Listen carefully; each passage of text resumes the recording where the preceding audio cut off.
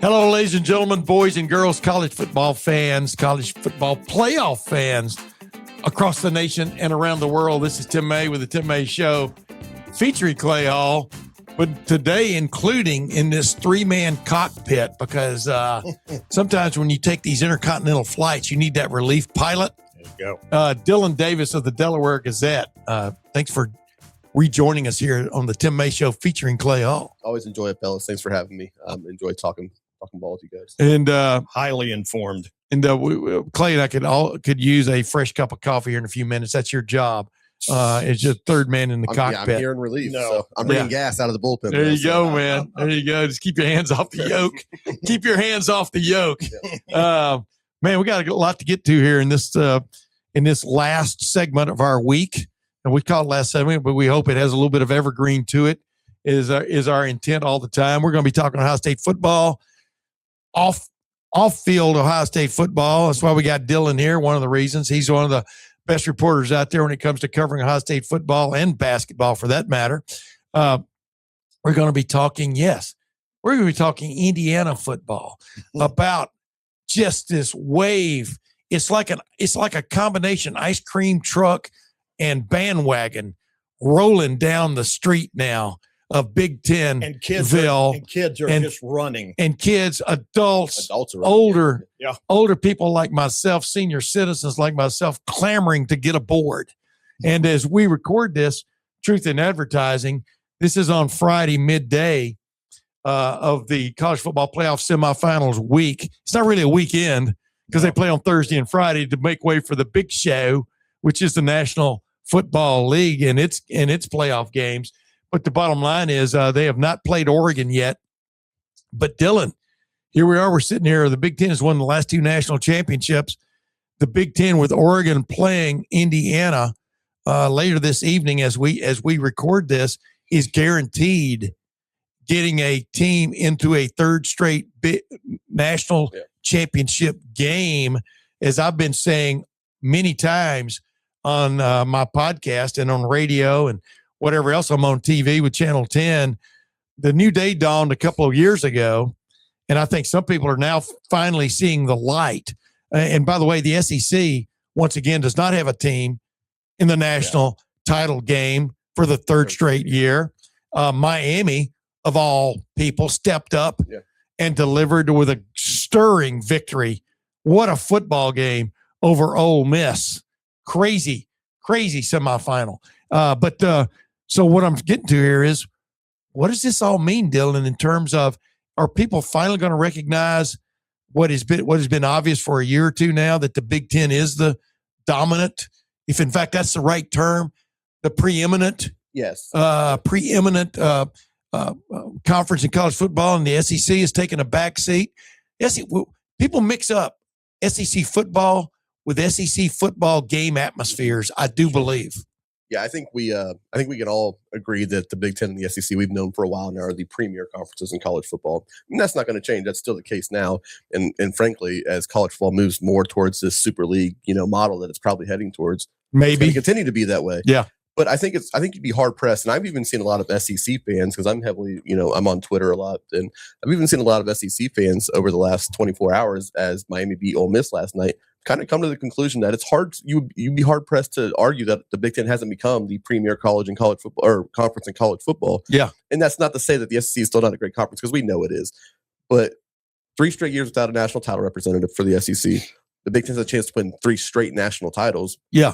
However you feel about conference, pride and banging your chest for the conference. Well, they care about it down there. Yeah, well, until it doesn't matter. Exactly. The SEC set that model. So, as a for any Big Ten fan right now. Wait a minute. Let me interrupt. I interrupt a lot, but SEC set that model of dominance, or set that model of being over the top proud of what they're doing? The SEC set that model of dog crap football programs and football fan bases banging their chest because Alabama and Florida and LSU went and won Georgia national titles. Yeah. So Big Ten fans certainly can return the favor now if they win a third straight national title.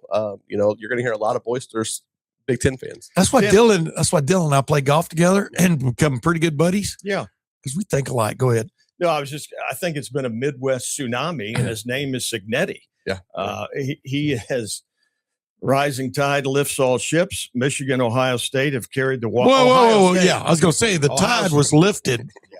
He's surfing on it. Right. Yeah, they won the first two. And what he's brought, though, to take Indiana from, for most of its life, one of the worst. Well, it was the worst. 128, 138. They just now moved ahead of what, Wake Forest, in terms of really worst losingest, or if that's a double entendre, they losingest program. Most losingest program, worstest ever. You know, throw another est in there. They were that, and now they're not. They're not. You can Google it. He's mixed wins with this. What do you call that personality? Panache. The smirk ability. The audacity. Clark the Kellogg audacity of this man used to be. take over. You were there at Indianapolis 2 years ago. Yeah. The audacity of this man to not only take over the losingest overall program in college football history, but then to declare basically right up front before it ever started that they were going to win, because that's what he does. Google him, he said, Google me. But then to follow through with that, as everybody goes, he's unwavering. And by the way, if you're just listening to this, I was holding my mouth open, agape. I was agape at what has happened there. Because in my opinion, Dylan, I want to get your take on this, and then Clay, it's the best, it's the grandest turnaround in college football history. Yeah. I mean, what could rival this? The one thing I will say about this, and it's not to take anything away from Curt Cignetti, is this was always possible at Indiana, because I think a lot of people confuse Indiana's lack of success with them being just this poor old program. But there's a lot of money there to be tapped into if they could find the right person to harness everything and generate the kind of support that Curt Cignetti has. So he deserves a ton of respect and then a ton of credit for what he's done there. This was always possible in Indiana, if not improbable, it was possible. And Curt Cignetti's done all of that. Then he's a heck of a coach. He's unwavering in the way that he is. I know he took a lot of shots last year from Ohio State fans, and certainly after the Notre Dame playoff game, because maybe they failed to deliver on what he was, what he thought they were about to. But he was unwavering. He continued to be who he was, knowing that he had a program that he was building for, the big picture. And here they are just 1 year later. Yeah. And their president and athletic director deserve all kinds of praise for going out and finding this guy. Yeah. I mean, like you said, you could Google him, but wait, how you spell that name again? You know what I mean? Right. You could Google him 2 years ago, but he was at an FCS school. That doesn't always, mean translate, but it did with Jim Trussell. You know what I mean? So why not take a break instead of chasing the hottest name? Go out and find the guy who's actually getting it done with a program, and he's been there for a little while, so you can see his history, et cetera. I give him praise. And by the way, that's why we're having a couple of, I wouldn't call them bandwagon jumpers by any stretch, but they've been with them. Friends of our friend here, Clay Hall, Haley Nelson, and Matt Bruning. Let me tell you what Matt Bruning, he said. We're gonna have interviews with them, just talking about what it has meant to them, but also to the school. Because here's the thing, I wanted you, before you jump in there. Yeah. Gordon Gee put it best a long time ago. Your football program, more than anything else, yes, for a big time university, is that picture window. In the old days when there were actual department stores, people don't remember this, like Lazarus and the mall, Macy's and Sears. The Union. Yeah, the Union. There you go, right across the street. I do all my Christmas shopping there in one block. But they are what gets you in the door. And then you may browse around and end up buying a bunch of other stuff because you finally came in the door because you were attracted by what you saw in the picture window. And in my opinion, Indiana is it's a voila moment for Indiana in terms of what they've done with their football program, what they've dedicated to it, and what they're dedicating to it down the road. I mean, guys like we talked with Haley about Mark Cuban upping his ante, so to speak. Probably the most notable Indiana grad you can think of. By the way, did he graduate from there? I can't remember. Yes, he did. Or is he one of those guys that was kind of a genius and moved on? I'm almost positive. But the bottom line, it doesn't matter. He's put his money where his mouth is. Yeah, it's all sustainable. Like you're talking about. Indiana's not going anywhere. You can see it now because as they were preparing for a semifinal matchup. They were already going out and taking care of their portal haul Yeah. and getting ready for the next round. They got their quarterback. They got one of the best receivers on the transfer on the transfer market. Like, they are already reloading for next year. This is going to continue to happen for Indiana. As you'll hear from Matt Bruning, kind of a super fan, got attached because of his mom went to dental school. He said when Curt Cignetti got the mic at the assembly hall that night, and he said Purdue sucks. Well, of course we expected that, but then he went, yeah, Michigan sucks and Ohio State sucks. And everybody went, whoa, what the heck? What this dude's. That's why you like him. I mean, he said it was a parallel to Tress in just a different way. You'll be proud of your young men. He's more. He was more blatant about the fact bingo. of instead of coming in back door, he came in front door. No doubt about kicked it. the door open. And I think he was trying to let Indiana fans know what he already knew. Yeah. Was that they're not trying to run down Purdue. They're trying to run down Ohio State, Michigan, the biggest dogs in the conference. Correct. That's what they aspire to be. Forget mediocre. Right. Forget 8-4. Yeah. They wanted to get where they are. They've lost 2 games as we speak here. They've lost 2 games in the last 2 seasons total. Yep. As I reiterate, they were to the 2 teams that played for the national championship last year, Notre Dame and Ohio State. That's crazy. I mean, I don't care who you are. I don't care if you've been on Mars for a long time. If you're time traveling from the Elon Musk Mars of 30 years from now, 20 years from now, and you've time traveled back here, you still wouldn't believe what you fell into, right? Back to the Future. 25-2. Yeah. Yeah, it's crazy. Yeah. Speaking of that, speaking of transfer portal, they've done it. They've hit. You know how a bullseye on a dartboard has the round part, the big, and then the middle part The double bullseye. is the double bullseye. Yep. With Rourke last year, Chris Rourke, the quarterback they got Curtis from Rourke, Curtis Rourke, the guy they got from Ohio U. They kind of hit the outer part of the bullseye. Yeah. This year they hit the middle of the bullseye. Right. No. And we're talking about Indiana never won a Heisman Trophy, right? No, they're doing things. I mean, Dude, this is crazy. It's ridiculous. Fernando Mendoza, I keep slapping myself on the back so hard I'm bruising myself anymore about saying in late May and June they were going to be better than they were last year. Didn't mean they were going to win as many games, but they were going to be a better team than they were last year because they got better in the portal with several other players. Yeah. Plus, they got a much better quarterback. Yeah. The guy wins the Heisman Trophy. That's as we sit here, because we may not be sitting here talking about Indiana next week. They may have gotten beaten by Oregon by the time this comes out. Indiana is probably kind of like a model for what you're going to see a lot of programs do, what Ohio State might even be shifting towards a little bit as well. Indiana's signing smaller high school classes, and they're going full in on the portal to have ready-made guys as they kind of turn the page to the next season. Well, a guy's proven himself on the college level. Right, exactly. And they're fully embracing that money's going largely to that portal. And I think you're going to see a lot of programs start to make this shift because, as we'll probably get to here in a little bit with Ohio State, it's the investment in high school kids is kind of but this is not a good example. This is not a good, if that ends up being the case, this is not a good example year for that. Because obviously Ohio State's signed 28 guys or whatever. No, yeah. Almost maybe 30 by the time it's over out of high school for this, because there are 2 ways of approaching it. But Ohio State, like you said, we're going to get into it, has lost several guys from that, what I call that bubble up depth that they've had. Now, there are guys that you are not upset they leave.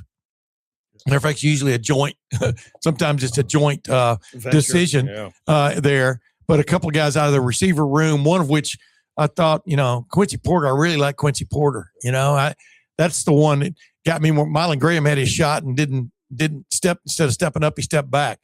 Bryson Rogers, he was okay, right? When Carnell Tate was going through his problems, and of course, and was joined for one game by Jeremiah Smith not playing. And so they didn't really grab you. So I'm not, and you think about Chris Henry coming in, the other kid they've got that's playing in the All-American game this week, or this coming week. They've got guys coming up in that wide receiver room, but they're going to be missing 1 or 2 names there from a depth standpoint. We'll get into that. Okay. Let's get back to Clay's wrangling of guests, because I thought this was really good to show that, ladies and gentlemen, these IU fans who have been in hiding, they live among you. They live among you. They've come out. Yeah, they've come out. And And, you know, proud of it. Yeah. and by the way, I cast no aspersions on Haley Nelson, one of the nicest people you're ever going to speak to, right? And Matt Bruning, same way. But let's just introduce you. I guess let's go with Haley Nelson first, right? Does that sound good to you? Yeah, absolutely. Former ABC6 crony of mine, really accomplished reporter and anchor. And now she's gone into the nonprofit world.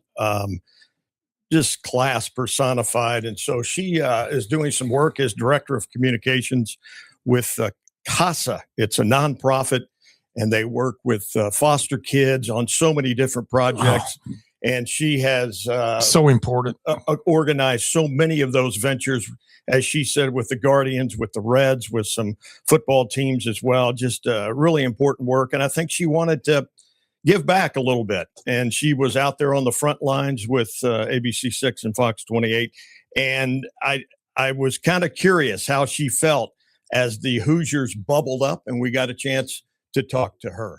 Haley, it is so good to see you. Let our folks know that you're the director of Casa. It's a nonprofit. You're director of communications there as you work with foster kids. So you have relationships, as you told me, with a lot of sports teams, correct? Yeah, I loved my career reporting, but now we get to do some really great work helping kids in our community. Casa volunteers do a lot, and we have some cool partnerships and projects that we do with the Cleveland Guardians, Cincinnati Reds, and some of the minor league teams as well. So it's a really great combination. Awesome. What drew you to IU once upon a time? We know you're a 2014 grad and a proud Hoosier. Yes. I guess you never, in other words, back in those days, wasn't quite the same, was it? It was a basketball school, of course, still is. I was there during, for our basketball fans, the Victor Oladipo years, but I come from a family of Ohio State grads, so it was a big decision to go to IU, but I got into a specialty journalism program. It's a fantastic school, so go Hoosiers. There you go. So Indiana football has been transformed. This guy named Curt Cignetti came along. What do you make of this? I mean, are you now engaged with this football program? Oh man, I'm glad you finished that question. Go ahead. We are now engaged. It's still a little surreal to me. I think he has such a dynamic personality that it's really allowed not just people on campus, but the alumni fan base to get behind him.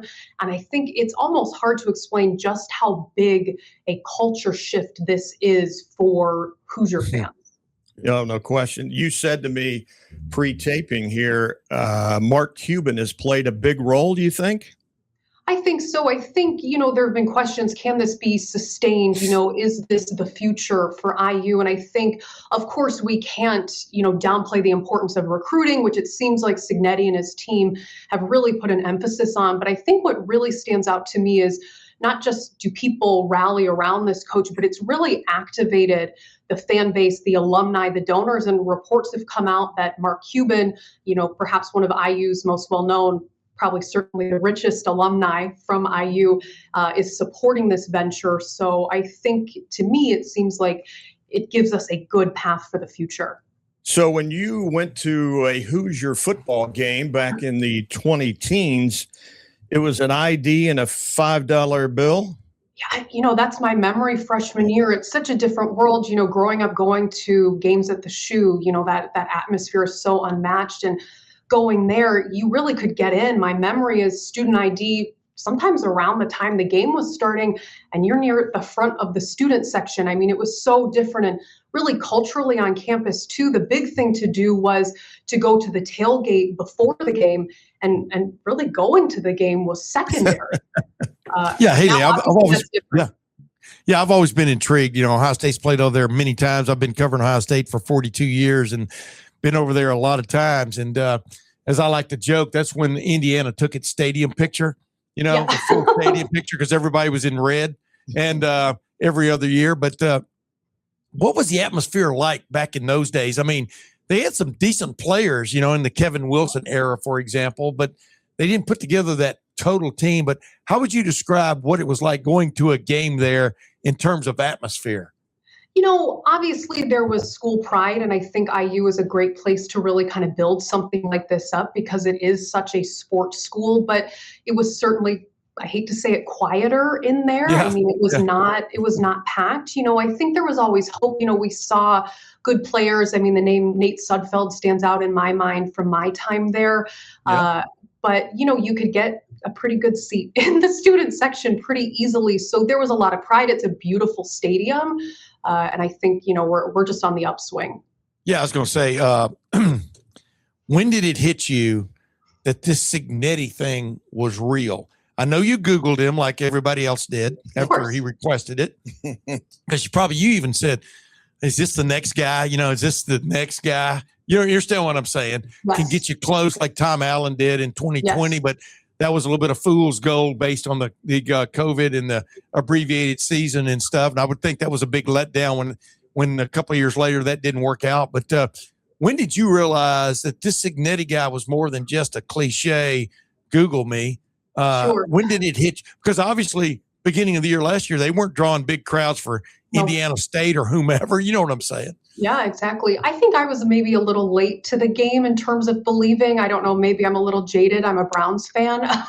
Yeah. But for me, There you go. it was that Penn State game this year. And I think what did it for me was in that moment where things weren't going maybe as great. We could suffer defeat, and to see this team really fight and to get through with that win. And of course, that Omar Cooper Jr. touchdown catch is so in my mind that moment. It was just incredible. But that was a moment for me that made me think, wow, these players really buy in to what Coach Cignetti is saying, all the big words. They really seem to have something to back it up. And that's my moment of the year. Yeah, step up or step back. That was the moment, right? And they did. Go ahead, Dylan. Haley, I want to ask you about that culture shift that you talked about and the sustainability of this run that Indiana's on, because I entirely agree with that. But given that this is sustainable, if Indiana wins a national title next week, and it's not a joke, by the way. That's right. That can definitely happen. And say in the next 3 to 4 years they continue on this run and they're perennial national title contenders, do you see a world where Indiana becomes like a full-fledged football school? Obviously, the basketball program is still very important, but they're kind of just trudging along at their mediocre pace that they've been on for a while now. Do you see a pace where like Indiana could be a football school moving forward? I really think so. I think I've held the belief for a while that the better IU can do, the better it is for the Big Ten. I think it is a environment that was really looking for a team to get behind. So I think the students are behind it, the fans. I think there is the structure in the university, and we've seen, as the months have gone by and more reporting and interviews have come out, it seems like they are working to build this structure. I think there is huge support, on campus. And as we were talking about financially, my hope is if we continue to see these good recruits, I know, the TCU quarterback transfer gives me a lot of hope that this could really be the real thing if some of these top players from other schools, maybe there's not that James Madison connection anymore. If people from kind of outside, as I'll call it, are buying in, I don't see why not. Wow, Haley on the football research there. That is trying. awesome. Hey, I want to ask her this. Last Wait a thing. minute. I want to ask her this real All quick. So, Haley, when did your banners and everything come out? And maybe we're not getting to see your whole desk there and stuff, or your house or whatever. When did you start pulling, or when did you start ordering There you go. banners and the paraphernalia that identifies you as, yes, a Hoosier, an IU backer, 155%? I will say for me, I've always had it. I have the blankets at the house. I have some of the vintage IU posters and things. I noticed the thing, my family members buying it for me. I think for Christmas this year, everybody was giving me You'll something love IU. this. Yeah. So I've had a lot of it for some time. Very proud. I wish I could move my screen a little bit, you'd see more, but That's okay. I believe, but of course it's easier to find stuff now and to buy stuff. I mean, I also walking around Columbus in my IU stuff, people never said stuff to me before. 5 years ago, that never happened. And I was just, at the store the other day, and I had a few people tap me on the shoulder and say, "Go Hoosiers." No, Yeah, I wanted to that ask you about that. dovetails into my last Well, it's because question. of that tattoo you got now. I'm just messing. It does. That sort of follows into my question. It's a little bit of a Big Ten takeover. You've got Ohio State roots. Michigan got that questionable national championship. They started. Buckeyes followed. Your alma mater may be in line now. How proud are you? There's always that Big Ten SEC fight up here and down below the Mason-Dixon line. I guess there's some Big Ten pride for you. Absolutely. You know, in my past reporting career, I, covered Michigan State and then coming here in Columbus and now to see this, I think the Big Ten has such a great structure and I believe it's, the best conference. And so I think the more IU can do, the better it is. And I'm excited to see where things go. And I think it'll make for some great matchups in the years ahead. I really can't wait. Yeah, Haley, what does it mean to you that, in fact, Curt Cignetti, he could have been the hottest name out there with like 85 schools looking for a new head coach, it seems like, right, this year and stuff. What does it mean to you to see loyalty from the other side, if you follow my drift there, in terms of he likes where he is? He came in with a vision, came in with a program, and showed you if you come in with a plan, things can happen for you. Still has to happen, but the work, his ideas are working. But what does it mean to you to know that the hottest name in college football and coaching is happy to be at Bloomington and happy to carry on there instead of always looking ahead? That new contract, that gave me such a sense of relief. I just hope that he continues to stay no matter what. I think him making that commitment is huge because we have seen, he's been a coach on the rise. So that's always in the back of your mind. But it seems like he has a lot of backing. We often see him in interviews call out, the great support from the upper administration at IU. So I think we needed a personality like this to succeed and to get everybody on board to make this happen. Yeah, it's almost like a sense y'all took a chance on him, meaning IU took a chance on him, but he also took a chance on y'all of getting your act together, right? And just like the Mark Cuban thing, Mark Cuban, supposedly has given $5 million at some point. Now he's basically just winking and nudging, but his new gift is going to be more than that. We won't tell you how much, but that's what you have to have, right? Is that kind of forget about promises, stepping up and step into the as the old saying goes, the collection plate. I mean, have you been solicited, by the way, to do whatever you can from a financial standpoint? Of course we get emails, the alumni emails, and I keep up with what's going on with the IU Media School and all that good stuff. So I've definitely seen a lot more on social media than I ever have before. It's all over the place. And I love the confidence. I love the high standards. And my hope, you guys, at this point is maybe we will see Coach Cignetti smile on the sidelines. That's what I hope for. Instead of smirk. He does smirk sometimes on the sideline. Smirk.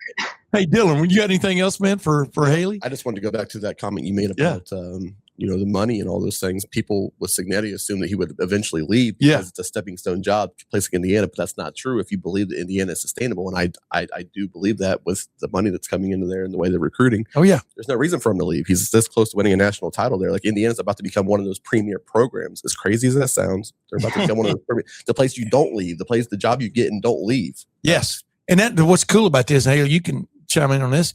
They've got almost in this day and age, and when you can get a program going like they've bring it to a boil, so to speak, they've got the perfect size stadium. You know why?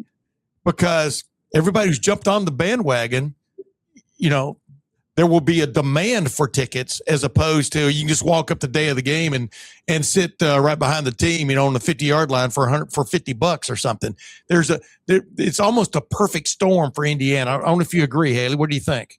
I think it is. I think it's a perfect storm. You just get more interest. I have to imagine it's great marketing for the school, for potential high school students thinking about a place to go. It gives us more of a national stage, which I think is absolutely huge. And I'm hopeful, as I've said, and I think if we can continue along building this structure, it's just a sign of good things ahead.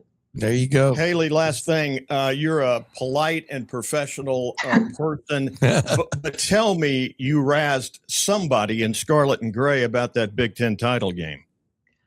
I did. You did. Okay. I did. I've been there with those losses. I have, of course, I love Ohio State as well. Most of my family has gone there, and I have a lot of respect for what Coach Day has done for the community and raising awareness about mental health. But I didn't, it's still surreal to me, these moments, but my family and my friends, my Buckeye family and friends, they were a good sport about it. And I know it hurts, but I think they were happy for me too. Haley, thank you for the time. I miss you, girl. Thank you so much. And carry on your great work there with Casa. Thanks, Clay. Thank you guys for having me. Absolutely. Enjoyed it. Oh my goodness, man. I really enjoyed that conversation with Haley. Good job, Clay, on wrangling her. And, and she's been, like Dylan was talking about, she knows names from the past. She didn't just a claim jumper or whatever you want to call it, right, Dylan? I mean, she was dropping some names. Nate Sudfeld. She was keyed into that football program in 2014. I think I had a Nate Sudfeld when I had a cold last week. No, that's Sudafed. But I mean, that means you got something going there. Dylan, before we get to this, Clay's other wrangling here, Matt Bruning, what do you take? Put yourself in their shoes, because we're in the media, and we do try to stay objective as heck. Although we were all rooting for Ohio State to beat Miami, so we could go and spend 4 days at the Camelback in Scottsdale, Camelback Marriott. That didn't happen, so we were a little upset about that. But, a little bit. But mainly we stay pretty much down the middle on things. But you talk to fans and stuff all the time and stuff. Your dad's one of the huge fans out there. I mean, what do you think it really means for these people to be being able to celebrate up on the big stage with everybody else? I put it on a smaller scale. Like, I'll be the first to admit that I grew up a Buckeye fan. My dad's a massive Buckeye fan. So on a smaller scale, I remember as a kid when Ohio State went to the Final Four in '99, and that was my first taste of like basketball success for the Buckeyes. And what that was like. And it was just, surreal that Ohio State basketball was going to the Final Four. Wait a minute. Did that happen? Well, yeah. So was that? I'm told I'm not supposed to remember that, but no, you can remember it. So go ahead. But just so that run, I'm just being a smart. And obviously, basketball was still, secondary to Ohio State football. So it's the kind of like that moment on the larger scale. So I can only imagine how excited these Indiana fans are. Because and again, I can't stress it enough. It's not just they have a chance to win a national title now, but I think Indiana fans can rightfully feel like they have a football program for a long time. Like, this is not going anywhere. They can be fully invested in Indiana football and know that, hey, as the calendars, switch from June to July and July to August, and camp's starting to come around the corner, that it's time to get excited for Indiana football again, because they're going to be good again and again and again. And what Cignetti has done in just a heartbeat in the epoch of college football is turned it into a destination for players. Now, we'll see how it keeps going, whether identifying guys in the portal better than maybe other people have in terms of what they can bring, which is going to surprise people who didn't know that guy had it in him. It's one of those crazy things when, no offense, but when Northwestern or Purdue or Western Kentucky or somebody is recruiting a kid, everybody goes, okay. But when all of a sudden Ohio State and Alabama and Michigan and Georgia start recruiting the same kid, everybody wants that, you know what I mean? Right. So the secret kind of gets out, of what you're doing there, because it's hard to keep a secret anymore, because, these recruiting, I hope these people who follow transfer portal and recruiting are paying attention to Cignetti and his method. Because it's unrivaled right now in terms of finding guys who fit niches, but also are good football players. Oh, by the way, Indiana starting offensive line, starting left tackle from Powell, Ohio. There you go. Tangy Liberty. So and that's high school recruiting part of it. There you go. They're starting right tackle, a name people probably remember, Zen Mihalski. Bingo. He's the guy who came in for Josh Simmons tackle at Oregon last year. Now he's your starting right tackle. So they have two guys on that starting offensive line potentially to win a national title. That they just plucked away from Ohio State one way or another. One was here and one could have been here. Cignetti's he's a client. It's like he's mounting Everest, and the pitons are going in, and they're 2 or 3 strides from. And you'll hear Matt Bruning coming up talking about the ticket demand, and it's hilarious. Yeah. He was on the anyway. Yeah, let's get hear to that. it. By the Anyway. way, a first Yes, first sir. on the Tim May show, but it won't be the last. I guarantee you. First use of the word pitons on the Tim May show, and I hope it was used correctly. I hope it We know was. what you meant. I like those ones you drive in, but when you start to Yeah. pull them out, they get tighter. You know what I mean? Have you seen those Yeah. pitons? It's like hanging a picture in Yes. a 50-pound, Exactly. But which I'm trying to do in my little conversion. one thing you would never see Tim May do, except in a dare, if I have to escape from something, is climb a mountain, the side of a mountain like El Capitan. Yeah. And the definite one thing you would never see me do, without a doubt, is free climb. So I just want to be out there up front with ladies and gentlemen who think you might see that one time on this show. Yeah, you won't. Clay Hall, free climber. Yeah, Dylan Davis, free climber. Tim May, Absolutely not. inflatable pad or ranger for those guys when they fall. But anyway, go ahead, Deb. So we go from our Indiana graduate, Haley Nelson, to Matt Bruning, who you've probably seen on various local news operations. He is the spokesman for ODOT, Ohio Department of Transportation. And when he's the guy I need to complain to about I-70 perpetual construction projects. Go ahead. When Columbus gets 2.5 inches of snow, he's usually out there talking about alternate routes, et cetera, et cetera. Stay calm. All is well. That guy. Kevin Bacon would play him in the movie. Okay. Yeah, go ahead now. Yeah, anyway. That's an Animal House reference. Go ahead. He's a little bit of a super fan, came to it from a relationship with his mom, who was attached to IU Bloomington. So let's get to our 10-minute discussion with Matt Bruning, who has some pretty good tales. Matt Bruning, look, you're looking. I know, right? Looking resplendent in Got your my Hoosiers. IU. So, what drew you to this once almost the bottom of the barrel football program in Bloomington, Indiana? Well, I'm a Hoosier native.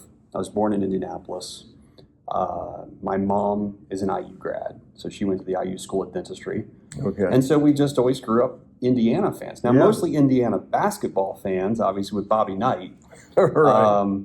But we did watch the football team too, and Okay. suffered through a lot of seasons. And so this whirlwind, this tsunami comes along in the person of Curt Cignetti, Yeah. and life has flipped about a 720 Oh, almost. it's as crazy as you could ever imagine. I mean, I remember the stat coming out that Cignetti had never had a losing season. And my Okay. first response to that was, well, that's going to change. He's coming to Bloomington. Like, Yeah. you're callous to the fact that, like, oh, they're just going to suck at football. Like, they might have a good year. A good year at Indiana was making a bowl game. Right. And the fact Yeah. is, I haven't won a bowl game since 1991, the Copper Copper Bowl. Bowl. I remember watching it as a kid. No kidding. Yes, Thomas Lewis, great receiver. Von Dunbar was a great running back. Trent Green was the quarterback that year. Yeah. And I remember watching him beat Baylor. And that was about the highlight of Hoosier football until now. Well, it certainly pays to be a Saban disciple. Yes, it does. Everybody in the Final Four is linked to him. So Cignetti learned his lessons well. I would say so. And I mean, he's completely changed the culture. Now, I will give a little credit. I think you got to go back and look at the breadcrumbs that were laid. Oh, Terry Hepner. yeah. Oh, Coached yeah. back in the mid 2000s. Yeah, like unfortunately passed away from brain cancer, but Yeah. I think he laid the seeds. I really do. Started there. Yes, he talked about a culture change. The team when they run out, so they touch Hep's rock. Yeah. It's part of that. That's part of the culture that kind of started things. And then I'll even give credit to Coach Tom Allen.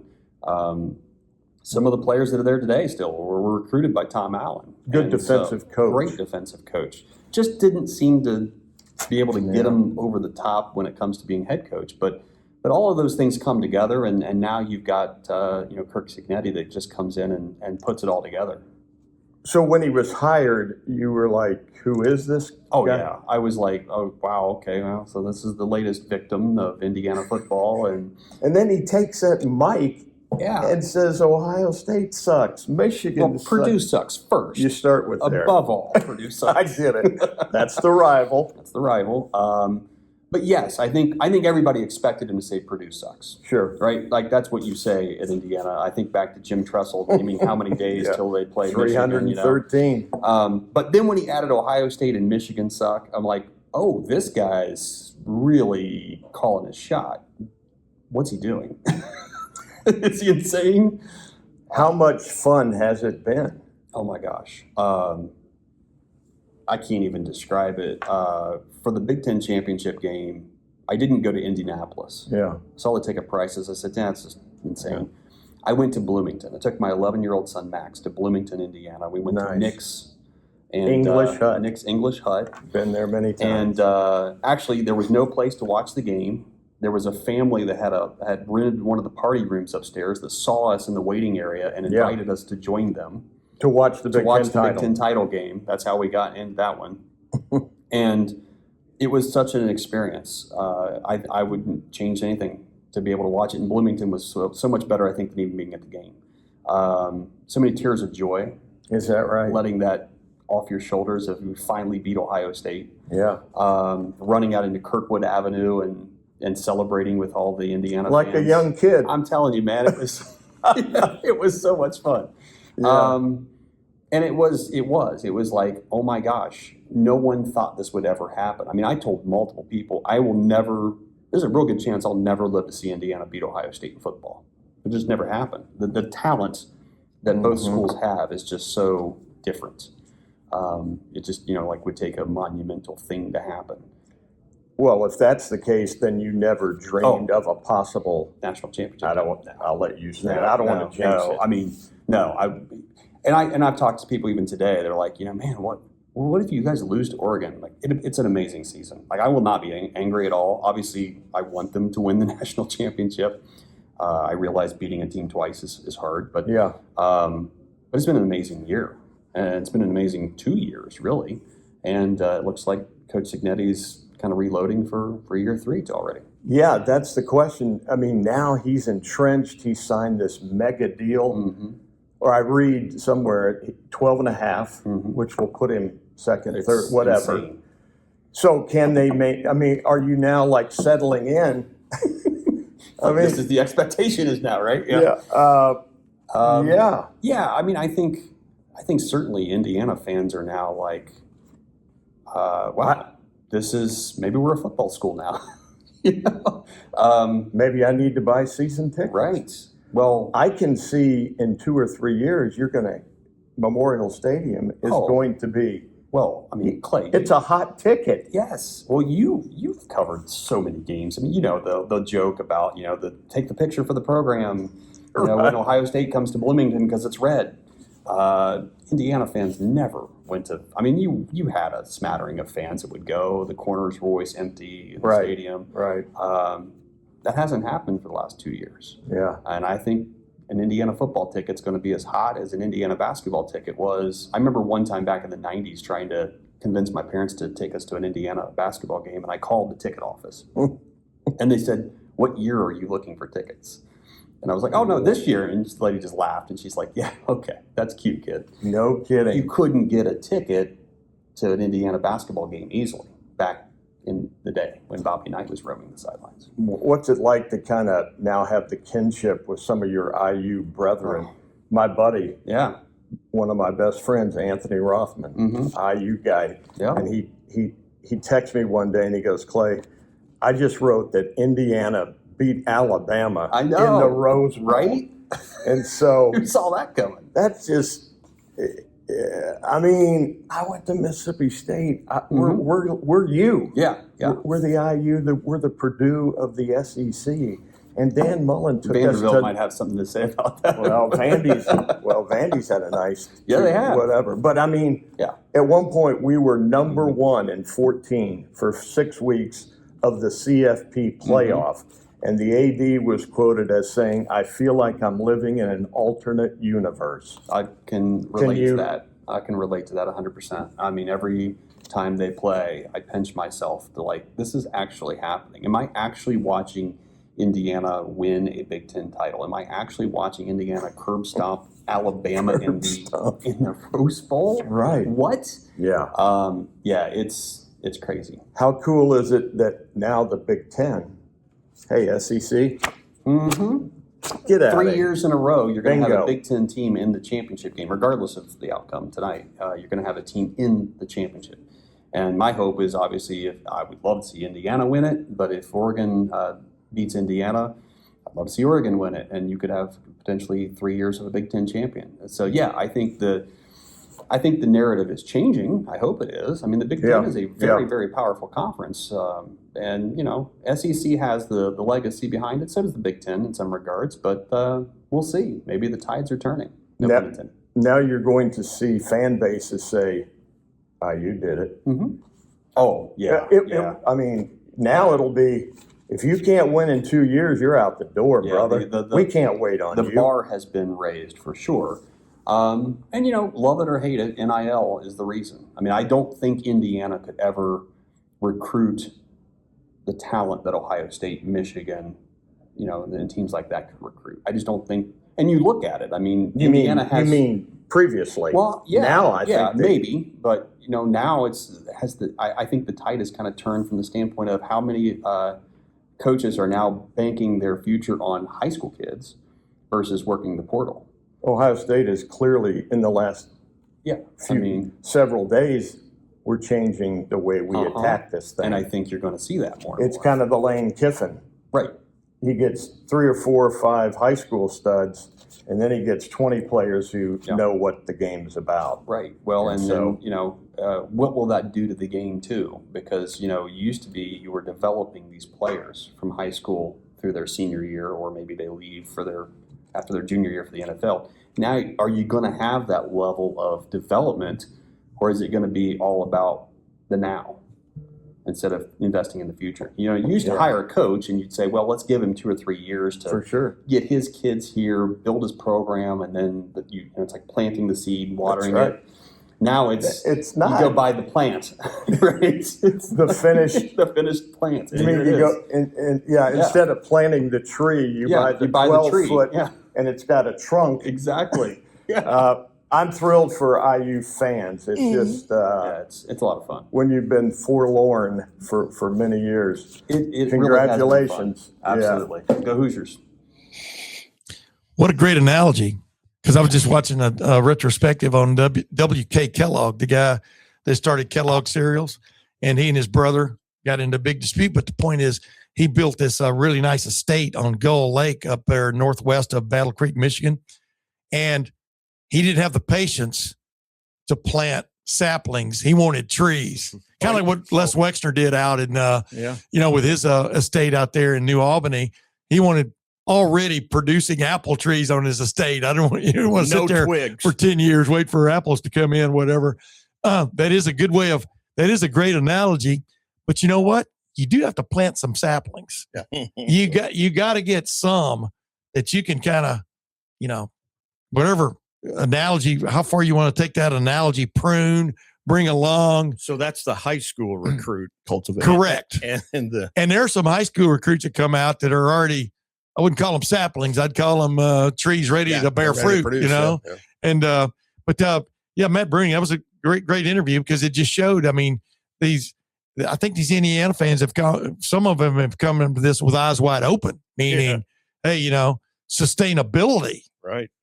Staying with that planting thing, sustainability over the long haul is what they're looking for now. And with Curt Cignetti, he seems to have the plan, but man, I read that thing wasn't off the dark web. I don't know why I'm whispering because it wasn't off the dark web, but like a week and a half, 2 weeks ago that somebody reported, a guy who knows a lot about National Football League reported that his people may have at least temporarily, is that the right word? No. Broach the subject. Broach the subject. He might be interested in discussing the job opening with the New York Giants as the head coach.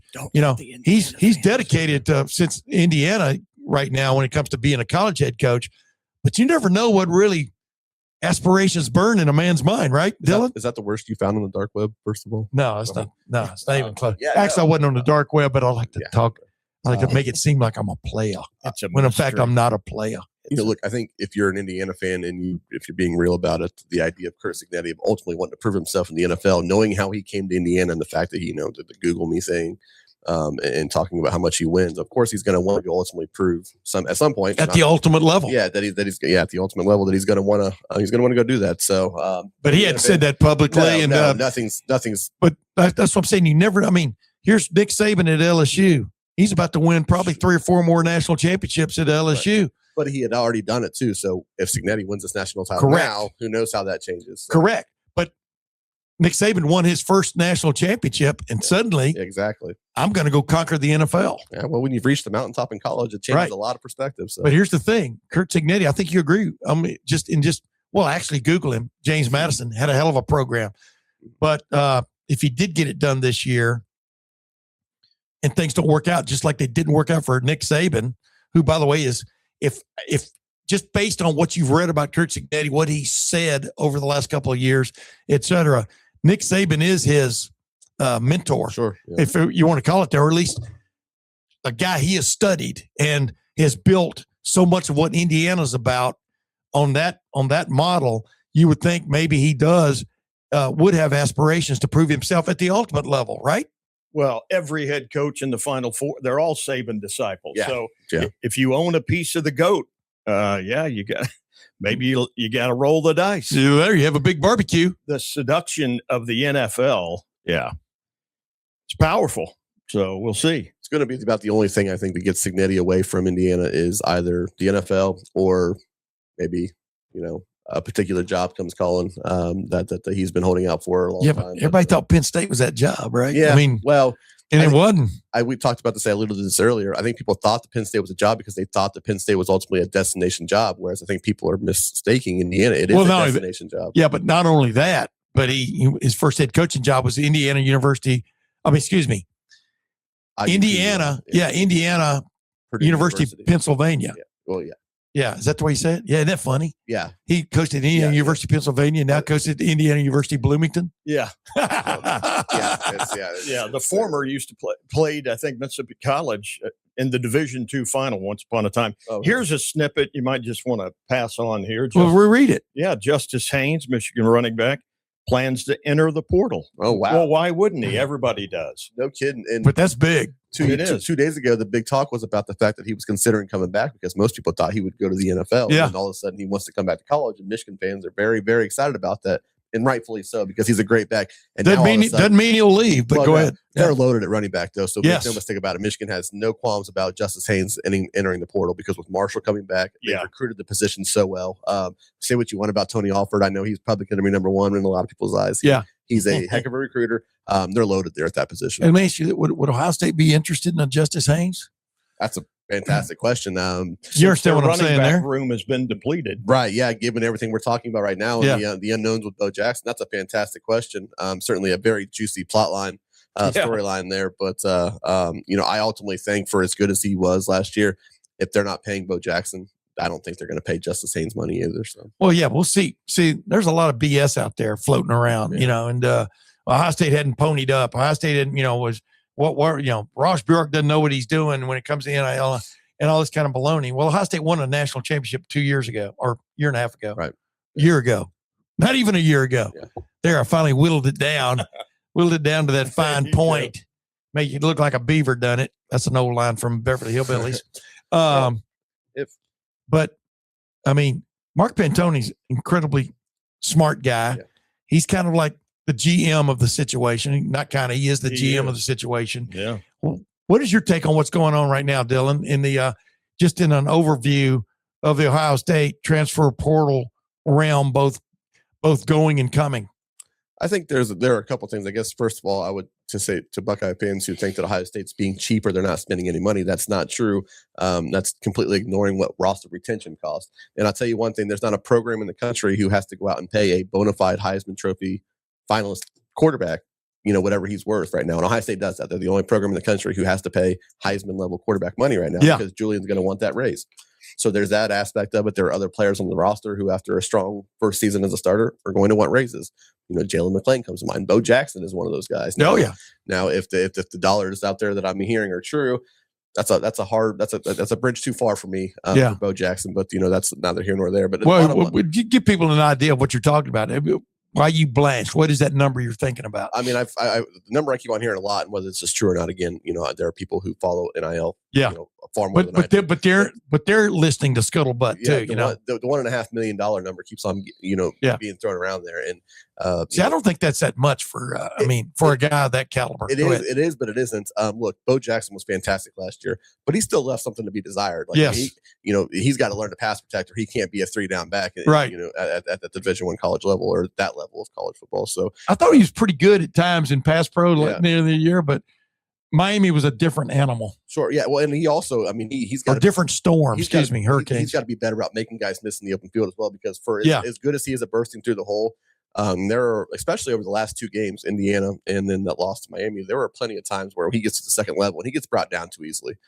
So again, and he's a true freshman, so I guess that's fine. I'm not saying that, but I guess for $1.5 million, you better know exactly what you're getting. And you never know what's coming. Like Eddie George in 1994 was a starter and was pretty good at running into the back of his offensive lineman on occasion and stuff. You never know when a guy's going to blossom or whether he will blossom. Yeah. That's a question. That's the thing. So it's always a futures game to a certain extent. But Eddie George in 1995 looked like a totally different. He was elusive and he would run you over. You know what I mean? It was like, so you never know when that's going. But that's a great example of, you do have to take a chance, but you don't have to take 20 chances in the portal, right? And that's I'm talking about when you're Ohio State and looking at players. Right. Just to be clear, I'm a big Bo Jackson guy. Yeah, me too. That he's going to take another step. I like Isaiah West too, man. I agree. So, but anyways, to their point about their overall portal, like they've, between roster retention and going out and being, a viable option for guys in the transfer portal, they have a lot of obstacles to overcome. At the end of, I think the reality is they don't have these donors that a lot of other programs have. They just don't. Like the Les Wexners, whether Ohio State fans would even want him to be active in this program or not is a whole nother question. But those guys aren't actively donating to NIL. I don't know what you're talking about there. So I'm messing with you. That's an obstacle as well. So if and then there's the whole there's the obstacle of a lot of programs right now are just to saying to hell with the rules right now. Yeah. These Well, you remember we had Ross Burke in on Monday. Yeah. And we were talking about that. I mean, Ohio State's trying to stay in that whatever, if the rules ever go into effect like they were proposed. Clearinghouse that's supposed to be, approving these deals, but they're going above it. There's such a backlog in these things that by the time they get to it, doesn't even matter. Yeah, but here's what I think they're going to, if in fact they ever get to that, they're going to just declare, okay, everything has happened up to now. Okay. Yeah. Right. And now we start. Right? We're starting from here. Yeah, we're starting from scratch. A lot of programs are banking on that very idea. I know they are. And so if Ohio State's not going to get with that, they're going to be falling behind a little bit. So look, Ohio State's going to be fine. Historically, we know that there's still money to be spent there. And when you're paying guys proven commodities, that's also a good place to be in. But there's also, I understand Ohio State fans when they're a little bit panicky about the fact that maybe Ohio State's falling behind a little bit, because I think that's not unfair to say that they are falling behind a little bit, but some of those things are out of their control. But the race ain't over. I wanted to ask both of you a question. The thing I noticed last night is that Ole Miss was not that affected by the Miami defensive front. And so Ohio State's got to do some refurbishing on both sides of the football, up front on the D line and the O line, because I was like, Chambliss isn't scrambling that much. That's a great point. And there weren't 5-6 sacks. So they gotta raise the level. I'll get your take on this. Ohio State got beat 13-10 by Indiana. It's 17-14 in the fourth quarter against Miami, and they end up giving up the one touchdown drive, and that ended it. My point is this: in my opinion, the most disappointing part of Ohio State in the postseason was the play of the offensive line on a consistent basis. Did they have some moments? The start of the second half against Miami, absolutely. They scored 2 touchdowns, drove to both of them. There were no gimmies in there, et cetera. But on a consistent basis against light competition, they weren't good enough. I mean, what do you think? I think the most disappointing thing about all this for Ohio State, and especially for the fans, which is obviously who we're talking to right now, is that you watch the Indiana game, the Big Ten title game, and you watch that Cotton Bowl, and you say, man, if this team was just above average, not even great on the offensive line, just above average, correct, that they're the best team in the country. We Yep. saw that they had every chance to beat IU with a piss. That's with okay. a piss poor offensive line. We don't curse as a rule on this, Yeah, but occasionally when it slips and Yeah. you reveal your true That's self, my that's fault. okay. Hand to God, my Yeah. fault, guys. You sure heard me yesterday on the golf course. Yeah, but when you have bad offensive line play like that, there was still every chance to win that game in Indy, and same thing in the Cotton Bowl. So like they were that Yes. close, and it just all comes down to that offensive line play, Yeah. and that's going to really hurt because Clay, you brought up a good point. Going and watching that game last night in the Fiesta Bowl, but it wasn't just the offensive line. The way Ole Miss's defensive line got after Carson Beck in a way that Ohio State really didn't get after Carson Beck, that was really disappointing as well because, both. I think maybe Ohio State's lack of a pass rush kind of flew under the radar when we were talking about the offensive line so much. Ole Miss didn't have a problem getting after Carson Beck last night. Ohio State didn't really affect him that much. Now, a lot of that, he was getting the ball out quickly. A lot of these stuff get down the perimeter. Yep. That's Ole part of- Miss part of frayed though at the edges there Yeah. in the fourth quarter with their pass rush. I mean, they had one guy perpetually going way upfield. I'm going, what are you doing, son? This is a national semifinal, and it's like you're running to the locker room. You know what I mean? So they had some give it, and of course his untouched keeper on the play that won the game for him. He's such a gamer. He has no future in the NFL. The way he throws a deep ball or in his inability to throw a deep ball, like who am I to say this? But I'm just going to go ahead and say I'm with you from what we've seen. He has no shot at being a legitimate, NFL quarterback for 10 years. But the bottom line is he's such a gamer. He's so experienced, and that's what you saw last night. Is when push comes to shove, he's going to make a play for you guys. Those several little scrambles he made against Ohio State to keep a drive going, get a first down, whatever. Those are huge. And you remember you were sitting in there in the post game with me when Julian Sayin was in there along with Ryan Day and Caleb Downs. But Julian said, one of his things was he kind of, I'm paraphrasing here, but maybe he should have scrambled a few more times, et cetera. Keep drives alive. That's something you learn as you go along, but Ohio State has got to, you agree, I think, Dylan, Ohio State has got to get to that point with its quarterback that he is a threat to run the ball. So not just Ohio State, a running quarterback, or not even a running quarterback, the ability to make plays with your feet as a quarterback is the biggest X factor in college football. Amen. It has been, since college quarterbacks started running the football. Joe Namath, you should have seen him before he got his knees hurt at Alabama. Unbelievable. So now you don't have to be Justin Fields where you have a potential to hit an 80-yard home run but you've got to be able to pick up 8 yards on, 3rd and 6. And it opens up. Drive. Exactly what Carson Beck did to win the football game. Oh, absolutely. You have to be capable and you have to be willing, because there are times where, obviously, very, very obviously, Julian Sayin decided, I am not going to run this football. And so there's a willingness and certainly a capability as well. But even the capability aspect, you watch Aaron Rodgers in that playoff game or in the regular season game against Baltimore last week to decide a playoff spot. Even he, at his age and he doesn't move around that well, willingness to go pick up some big yards. Yeah. So, ability is certainly part of it, but it's a mindset. It's a willingness. And yes, they have to get there. You're a fan of this guy because you've watched him, and I think Clay is too. They lost Lincoln Keynotes, and that's too bad because I would like to have seen him get to play more. Sure. Just play more. Julian Sayin's the best throwing quarterback I've ever seen at Ohio State. I'm talking about accuracy. He throws a beautiful ball, throws a deep ball like you wouldn't, you know what I mean? Yeah. But I'd like to see other guys get a shot, Tavian St. Clair, whoever they end up with at offensive coordinator, whether Ryan Day eventually elevates from within or goes out of school, you've got to look at Tavian St. Clair as your new Lincoln Keynotes, except with a flair, right? I mean, do you agree with that? Yeah. Meaning a guy that you're not afraid to put into the game in certain situations. Go ahead. To some degree, I think Tavian St. Clair is certainly a good athlete, but I wouldn't classify him as a mobile quarterback in that sense. So he can run though. No, he can, and that's all I'm talking about.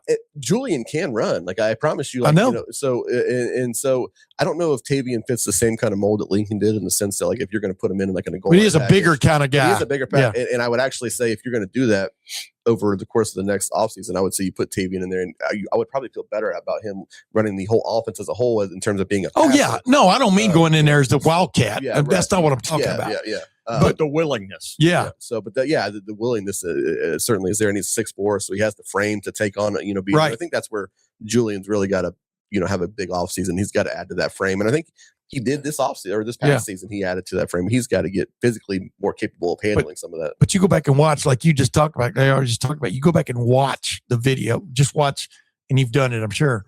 The Miami Ohio State video. Julian saying rarely had a moment where he could just stand there and chunk it. Oh yeah. No. And the few times it did, a lot of it was based on play action, which helped him a little bit. But that's too bad because you just didn't. It's like I always like to refer to quarterbacks as like painters. He didn't get to use his whole palette. You know what I mean? Yeah. I mean, he didn't get to dab here and then mix it here. He had to dab here and throw it or get out of the way, et cetera. And he got crushed in that game 3 times. Along with 5 sacks, 3 of them were crushing. Sure. I don't think there's any way to sugarcoat. I don't think Julian played that well in that game. Yeah. Regardless, even when he had time, he missed some guys. Yeah. He talked about it himself after the game that he hold on. That's what a pass rush is supposed to do, affect the quarterback. So we have no idea how his lack of confidence in his offensive line affected all those things either. So I don't think he played well. But yeah, it's hard. It's kind of a non-starter in football when you're just shot when you're bad up front. You're gonna have a hard time. So non-starter also when you have a space program. The launch pad has got to be there. Yes. Right. Or else you're building the world's fastest submarine. Right. Maybe. Hey, Clay, what do you think? Real quick, what are just your thoughts on the portal? I mean, as you watch this team, kind of like who they've lost and stuff. Not who do they need to get? What do they need to get? Do you think? Well, it's just Ohio State kind of started early. Hey, we're going to re-sign this guy. We're going to get this guy get him on the dotted line, et cetera. And then it seems like they've gone away from.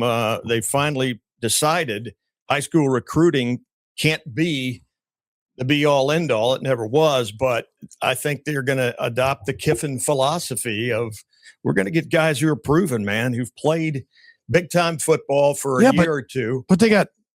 Like I said, this is a huge recruiting class. They signed over in December and might. I think who knows if they get a couple more. I think the shift starts now. I think the shift starts going I agree. I agree. But I've always said this about linemen. Yeah.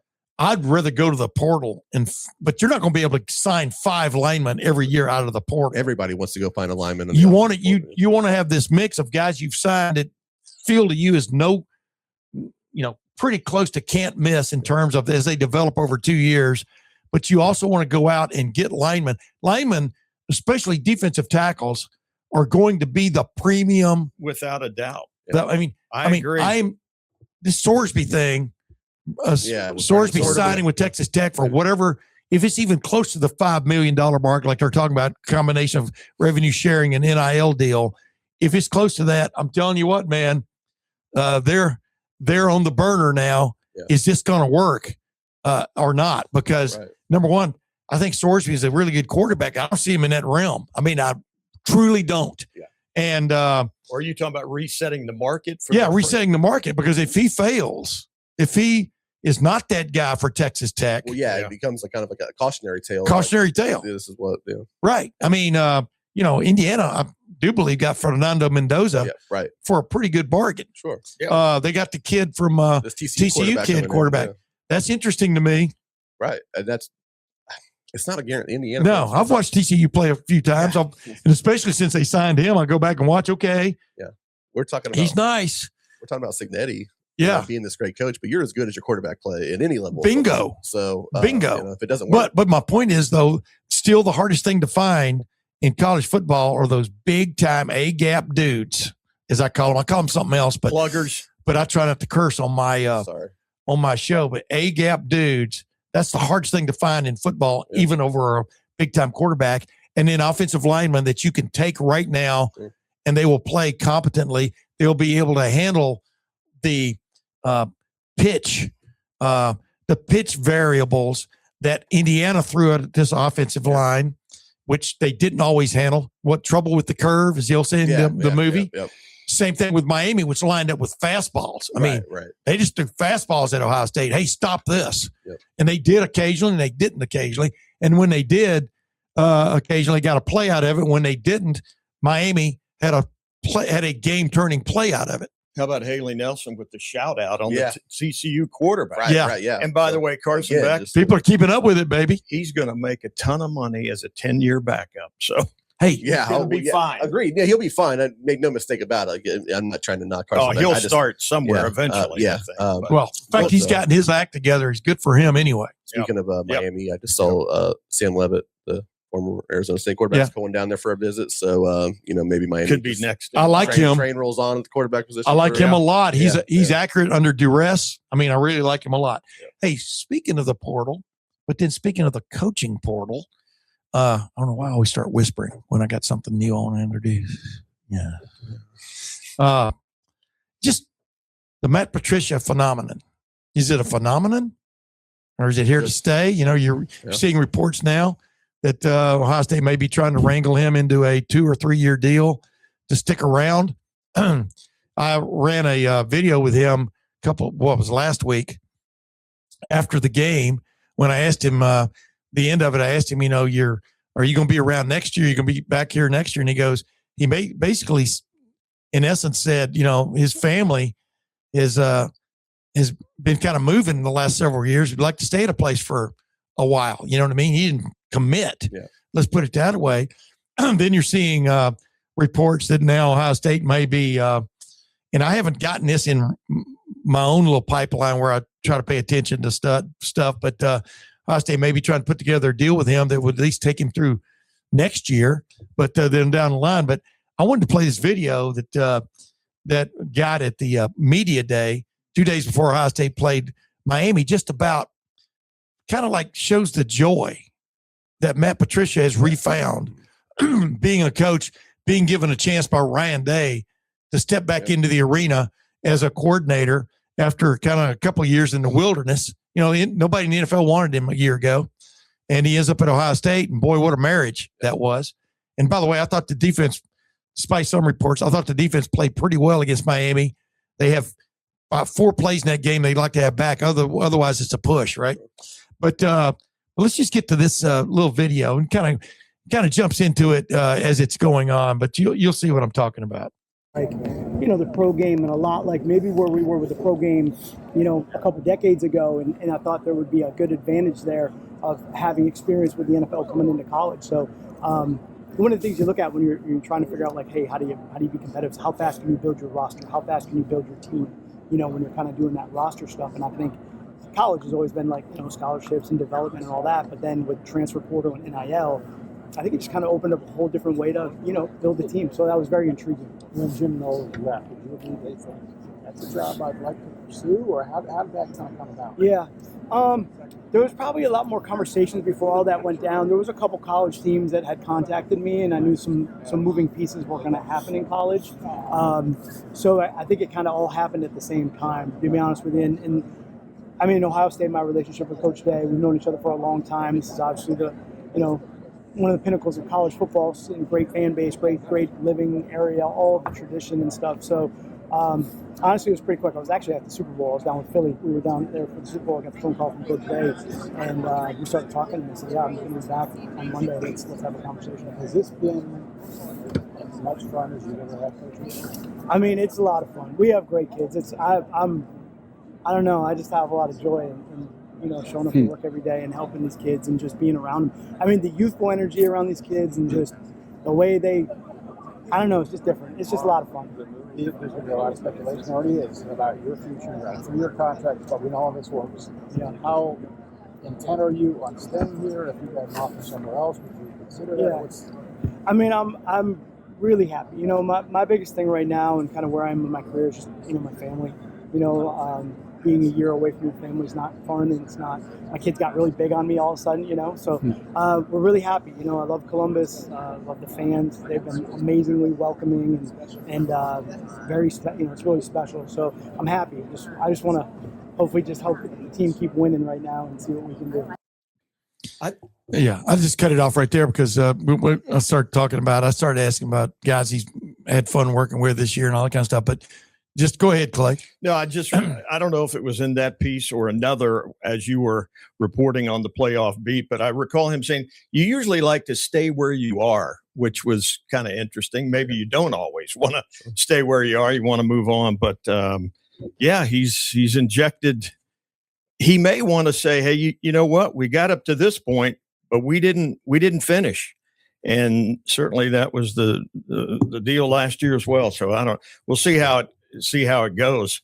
Yeah, Ryan Day would have his hands full if he's got to hire 2 coordinators. Yeah, that would be just a nightmare off season if Ryan Day has to replace both coordinators. Look, from basically the first time we talked to Matt Patricia in the spring, after he came to Ohio State, and every chance we've gotten to subsequently after that, and then everything I've seen from him, videos from other sources, you can just sense the genuine joy that he has. Yes, back in coaching college kids, and everything that comes with that, and being at a place like Ohio State. So I have no question that he genuinely loves this job and loves being here. Now, for a guy who spent so much time in the NFL and has had so much success in the NFL, I got to believe if the right NFL job comes calling, that's going to probably take priority because that's just that's the pinnacle of his profession. It's where you cut your teeth. Yeah, but it would have to be the right one. And so I have no question that he loves being at Ohio State. It's going to be kind of a wait and see kind of thing, depending on who comes calling and how many teams come calling for him in the NFL because I know they're going to be there's no shortage of people who are going to line up for his services after what he's done at Ohio State, but even just his track record. I know that the head coaching thing went poorly in Detroit, but his track record as an assistant and as a coordinator speaks for itself. So, yeah. I just want to say this. He's one of the more enjoyable assistant coaches or coaches I've ever dealt with. And of course, it's limited on our dealings with him. But my goodness, he is such not the guy that was described to me coming out of Detroit after that, fiasco of a head coaching shot. Yeah, I have a hard time believing that the things I heard about that from players and what that locker room was like, I have a hard time believing all that to be entirely true or not kind of mischaracterized. But also, even if it was, people change. Maybe who knows how much that year off from coaching did for him as well. But yeah, the guy that we've talked to, the guys we've had chances to talk to, and Matt Patricia, I have a hard time believing that guys don't love playing for that guy because I can promise you, Ohio State guys love playing for that guy. So. Well, I'll tell you what, I like talking to you guys. I always and vice versa. I really appreciated Haley Nelson and Matt Bruning coming on this via the Clay Hall portal, right, Clay? Yeah. Good to re-engage with those folks and good to do a Friday. Yeah, absolutely. Sure. Love to sit in with Dylan, man. Yeah, gentlemen, I thank you so much for bringing me on. I love doing it. I've always, as somebody who, as I mentioned, grew up a Buckeye fan, you're two of the guys I looked up to. And admired for the job you did. So to be able to sit here and talk ball with you guys is just such a pleasure, and I always appreciate it. Dylan, you know what I think about you, man? Ladies, we played golf yesterday. We played golf in January. We had a great time. He and his dad and his younger brother at the Ridge Golf and Gardens. But man, anytime I get a chance to go out and play in the open air, man, it's a great day in the Tim May house. Well, my part of the Tim May house. Sure. But hey, Dylan, thanks for joining us. We're going to do it again. We'll be talking about the national championship game all next week. Whoever ends up playing in it, as we know, there's going to be a Big Ten team in it going for a third straight Big Ten national championship, and it'll be a new team winning that national championship if it's a Big Ten team. And the U. I got the Hoosiers. There you go. But I take them as well. Yeah. I got the Hoosiers too. I don't know why, but I do. But I really think Oregon could be a different beast from the team they played earlier in the year. That said, I'm Tim May. That's Clay Hall. That was Dylan Davis of the Delaware Gazette. Ladies and gentlemen, until next time, we'll see you then. By the way, Clay has left the room. I wanted to let you folks in on a real bargain out there in the world of simulator golf. The Back Nine Golf, which is located at 2820 Fishinger Road in Upper Arlington, has a hell of a holiday box available to you right now. The value is nearly $300, but your price is $150 if you jump online. That's almost 50% off if you jump online at Columbus at theback9golf.com. That's their email address. Their website is theback9golf.com/Columbus-upper-Arlington-OH/ That's a long That's a long address, but just write it down a couple times watching it. And you can also call them at 614-362-7888, parentheses, PUTT, P-U-T-T. But the bottom line is one of the new ultra modern simulators that you can find in the greater Columbus area. And it's really right there in the middle of Upper Arlington. I know Tito Thidoff and I hopped in there the other day. I think it was 16 degrees outside. There was snow and ice everywhere, and we played Pebble Beach. And we did it in less than an hour. So it's one of the great bargains going out there. And with this holiday box, you get 1 month of Birdie membership. You get Back Nine branded golf balls. You get cozy Back Nine beanie, and you get premium Back Nine towel. So that's a hell of a deal because basically it's unlimited golf. It's 24/7. You get a code to get you in the door, and then you can go from there. And it's definitely fun. It's the premises are pristine. I know we had a great time. We even played closest to the hole, a few shots on number 7, famed number 7 short par 3 at Pebble Beach the other day, and had a great time doing it. So if you're looking for that last minute gift for a golfer that you love, or yourself that you love, that you're a golfer, nothing wrong with giving yourself a gift at this time of the year. That's the Back Nine Golf holiday box, and it's only a limited time. And as you can imagine, there are only a few available. Quantities are tight. So check in at theback9golf.com.